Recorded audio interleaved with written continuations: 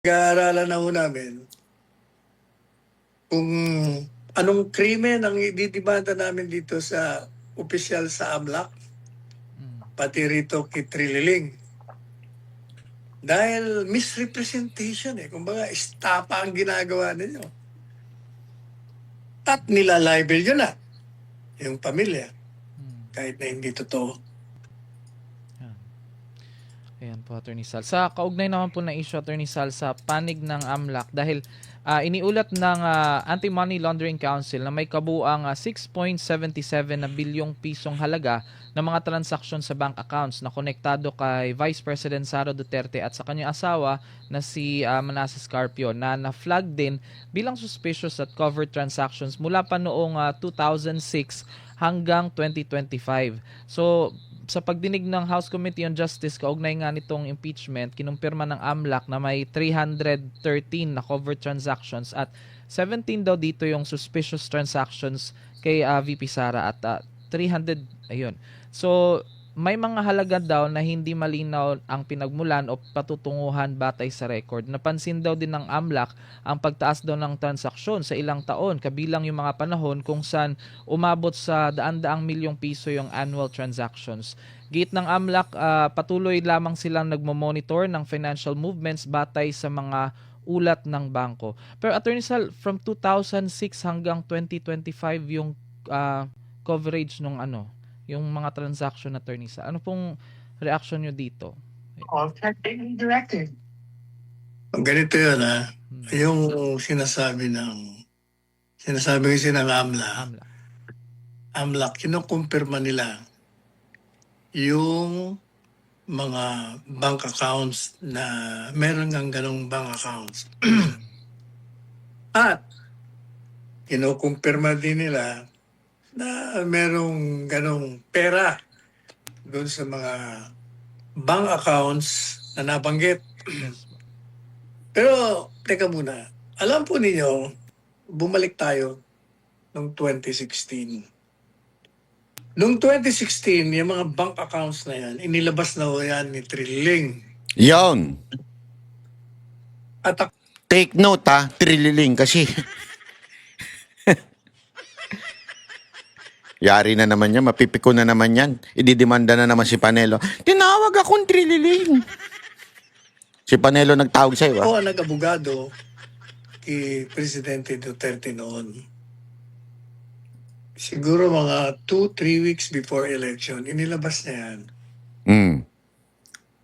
Unang-una, yung mga bank accounts, kung totoo man na bank accounts yung binilabas niya, may problema na kagad doon kasi ang naglalabas lang ng bank account, ang bangko na may order ang hukuman. Pag ikaw ay naglabas niyan ng walang pahintulot na idinidikta ng saligang batas na hukuman lamang ang makakapagpadala ng isang kautusan upang ilabas yan, o kaya naman voluntaryo na nilabas, illegal yan. That's number one.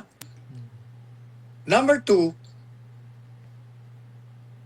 nung nag-waive si Presidente Duterte na buksan, lumabas doon sa bank account niya sa BPI, ang pera niya ay 16,000 lamang. Hindi yung 210 million na sinasabi niya. Take note Ito yung i-google ninyo. Nilabas mismo ito ni Attorney Panelo kasi siyang abogado ni Pangulong Duterte at that time. Nilabas niya ito with certificate from BPI. Pinasisinungalingan yung sinasabi ni Trillanes. And yet, here he go again. Di ba? Nagsasabing, totoo yun, totoo yun. Without the necessary document to support his claim. Kasi hindi pa pwedeng akusa ng akusa. Sabi nga di ba? It's easy to accuse but it is hard to prove certain accusations. Madaling mag-akusa Pwede ko nga sabihin na ikaw ang pumatay kay ganire, kay ganito. Pero kung wala akong na may pipresentang ebidensya, ito isang haka-haka. Ngunit tulad nga na sinabi ko sa inyo sa intro, ang manggalawang kasi ng NPA, which is hindi lang naman po NPA gumagawa niyan, ito'y prinsipyo sa propaganda. Pukpukin mo lang ng pukpukin yan. Sabi nga ni Goebbels, di ba? Keep on saying the lies and one day people will accept it as the truth. Even it is a lie. So anong gagamitin? Mga pagdinig, hearing, o di kaya social media, mga bayarang vlogger, o di kaya mainstream media. Araw-araw yan, pupukpukin nila. Totoo yan, totoo yan. Ang daming pera si BP Sara. Yan ang pinalalabas sila ngayon. Paulit-ulit yan. Daming pera ni BP Sara Duterte. Daming ganire. Ang daming discrepancy, bla bla bla. Pero pag titingnan mo, di ba sabi nga the devil is on the detail. Pag titingnan mo yung mga pinipresenta nila, lahat ay walang katotohanan. Kasi if they really say that there is such millions account o millions of money in that certain account, bakit di mo patunayan at ilabas mo? Kumuha ka ng certification. How? You ask the court. Kasi remember, sabi nga ni Panelo dito, unless the impeachment court, kasi ang impeachment court, the Senate, unless a court issue a subpoena or on a certain account, hindi pwedeng ilabas yan. Di ba? Kaya yung kanyang akusasyon will remain accusation until proven. But again, by the use of the mainstream media, which is the paid supporter of the NPA, ang mga mainstream media, they will keep on repeating. Buti na lang there is SMNI to counter that lies. Kasi nga, sabi nga ng SMNI, truth matters. Yeah.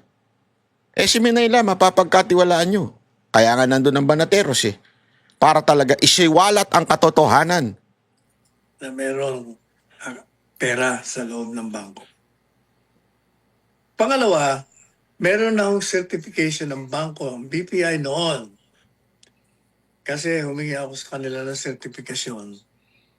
Magpadala kayo ng pahayag o certification na mula nung binuksan niyang account na yan, walang transaksyon, walang deposito na umabot sa 210 million pesos. At sila sinabi nila talagang walang ganyan. meron dito 16,000 ang balance niya. Ngayon, inulit na naman ngayon ni Trillanes yan. Inilabas niya. Ayawn! Ito namang AMLAC. Alam niyo, nagpalit ng nagpalit ng direktor kasi yung Bakit? dating direktor, pinipilit nila na gumawa ng mga payaglaban dito sa mag-asawang BP Sara at Mascarpio. Nako. Pati Presidente Duterte, Nako BP po, Sara, patay tayo dyan. Kitty Lacha, Ipulong. Meron silang pinagagawa. Ayaw gawin, kaya pinalitan. Naku naman. Oh, yun. Ang AMLAC, ang trabaho po niyan, pag humigit ng 500,000 o 500 piso ang deposito mo, automatic na monitor na nila yan. Minomonitor nila ang pasok at ang labas ng pera mo. Ang prinisinta nila, kasi sabi niya, meron ganitong 56 million, halimbawa. Sabi ng AMLA, totoo yan. Meron ganyan. Pero hindi yung ibig sabihin na yung 56 million na yun, talagang 56 million pesos yun. Yawn. Bakit kanyo? Ganito, halimbawa, meron kayong deposit na 10 milyon sa bangko ninyo. Mm. Pag yan 10 milyon, siyempre nasa pangalan niya, di ba? Pag yan 10 milyon na yan, time deposit mo,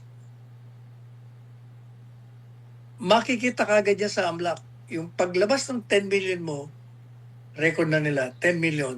Meron 10 million dito. Pag inilabas mo yan, papunta sa time deposit, 10 million na naman yan. Okay? Pag yan, di dumating yung kanyang period para kumita. Halimbawa, kumita ng 1 milyon. Sa 6 na buwan, halimbawa, 6 na buwan na time deposit. Di, pag lumabas yung deposit mo na kumita na ng 1 million, di maging 11 million na yan. Yung 11 million na yun, makikita sa record yun. Di kukunin mo ngayon, i-withdraw mo, Mm. ililipat. Kasi kumita na eh. Natapos na eh. Papasok mo na naman. Yun o, i-record na naman yun. I-record na naman. So pag diniposit mo na naman yun, i-record na uli. O madalit sabi, yung 10 million mo, 4 times na sa record ng sa record ng AMLAC, naging 4 times bigger. So 10, 20, 30, naging 40 million na. Sa loob lamang ng 6 na buwan, sa record ng AMLAC, naging 40 milyones na. Kasi nga, ang nire-record nila, 10 million ang account mo, 10 million mo time deposit, 10 million ibinalik mo, balik ulit sa account mo. Tapos after another 6 months, eto ka na naman, pabalik-balik. Ay talaga, abot ho yan sa bilyon, sa 10 taon. Mm. Pero hindi yung ibig sabihin na ganyan ang pera mo ng kalaki. Nire-record lang kasi nila yung in and out flow. Ngayon, ang presentasyon nila, ito ang problema ho sa kanila. Ang pagpresenta nila, parang pinalalabas nila na ganun kalaki ang pera mo kahit na hindi. Yun. Hindi nila pinaliliwanag yung pinaliliwanag ko sa inyo ngayon. Na pag pumasok, record. Pag lumabas, record. Pasok ulit. Mm. Kita, ganun. Kaya nga, abot talaga sa 10 taon, yung 10 milyon mo, sa 10 taon, baka umabot na ng bilyon yun. Baka nga milyonary na ako eh. Yan ang pinipresenta nila. Ayaw ho sanang gawin yan. Kasi mahilig ako magpasok, maglabas ng pera dun eh. Na-enjoy ko lang, hobby ko lang. Oo. Papasok ako, tapos withdraw ko para may hawak ako. Pero gusto ko, kasi may ugali tayo na gusto natin nakikita yung bank account natin sa mga app na, uy, may pera ka. Diba? Pero at the same time, para kang hindi secure pag wala kang hawak na pera. Weird nga eh, di ba? May pagkaganon eh. So ako, maglalabas ako ng pera, halimbawa. Kailangan, gusto ko may hawak ko lang pera. Pero pag nabawasan yung bangko ko, babalik ko na naman. Tapos pagka nagkapera na naman doon, gusto ko hawak ko na naman yung pera. Pabalik-balik lang, pero actually same lang naman yun. Pero imagine niyo how many transaction yung nangyayari doon. Lahat yun tinototal. Mantakin mo, Brad. Nung pinalitan itong bagong direktor, pero dahil bago na, siyempre nakisama na. Naku po, patay tayo dyan. Ayan na. Sinisiraan nila ng gusto ngayon. Ayun. Kaya pinag-aaralan na ho namin kung anong krimen ang ididimanda namin dito sa opisyal sa AMLAC. Naku, demanda niya yan. Dito kay Trililing. Tama. Dahil misrepresentation eh. Kumbaga, estapa ang ginagawa ninyo. At nilalibel yun na. Yung pamilya. Kahit na hindi totoo. Yan ho ang katotohanan dyan. Kaya Yan. huwag ho kayo magpapapaniwala. Basta. Dahil may narinig ako, naniniwala. Grabe pala, ganito. Teka muna, huwag ho kayo basta maniniwala. Mm. Tandaan nyo ha, ulitin ko, ang AMLAC nire-record yung deposit yung flow in, inflow, at outflow. Pag pasok ulit, deposit na naman. Yung transaction na yun, kinocompute nila. Nako! Yung total, lalabas ng bilyon na yung pera mo sa 10 taon. Mm. Yun. Yung. Ayan. Naku po, alam niya po. O, ayan na. Malinaw, di ba? So, mga kababayan, yan po ang ating inaantay ngayon. Yung demanda ho dito sa bagong AMLAC. Sana nga matuloy. At doon sa na paulit-ulit na bitter na kaning sundalo na si Trillanes. Bakit ba tinawag na kaning sundalo yan? Hindi ko alam pero yan ang tawag nila Ako, hindi ko naman alam kung ano ibig sabihin ng kaning sundalo. I-comment nyo nga dyan pagka alam nyo yung kaning sundalo. Diba? Kasi paulit-ulit yan na sinasabi, kaning sundalo yan. Alam mo, napaka-importante niya maunawaan natin mga kababayan. Para bago tayo lumipat sa mga topic na kailangan masettle na sa ating puso't isipan yan. Na yung ginagawa nilang yan ay isa hong misrepresentation o misleading para po siraan si BP Sara Duterte. Para po yurakan ang kanyang imahe again, para sa 2028 election. Alam naman po natin, di ba? Nababalitaan natin. Umatras na si dating BP Leni Robredo o ngayon ay Mayor Leni Robredo. Yun lang yung kahit papaano umaabot sa kalahati ni BP Sara Duterte. Kasi the rest, wala sa kalahati, di ba? Pagdating sa survey, wala sa kalahati. Alam mo, maniwala ko kayo sa hindi. Ito sa ginagawa nilang paninira kay BP Sara Duterte na unti-unting nalalantad yung kasinungalingan, unti-unting nalalantad yung ginagawa nitong mga congressman. Tandaan ninyo ito yung mga congressman at politiko na di umano ay nabigyan ng mali-maletang pera. Para saan? Doon sa mga ghost flood control. Kung babalikan ninyo yung mga pangyayari na yun, marami ang nangamatay dahil diyan sa flood control na yan. Na para sana iligtas ang buhay ng bawat isang Pilipino. Pero dahil nga po sa tindi ng pagnanakaw sa kaban ng bayan at ibinigay sa mga ngayon ay linis-linis ang nag-aakusa kay BP Sara Duterte, hindi lamang ng mga congressman, pati ng ilang dating mga politiko, eto huy mga nabigyan. Allegedly. Ng bilyon, milyon.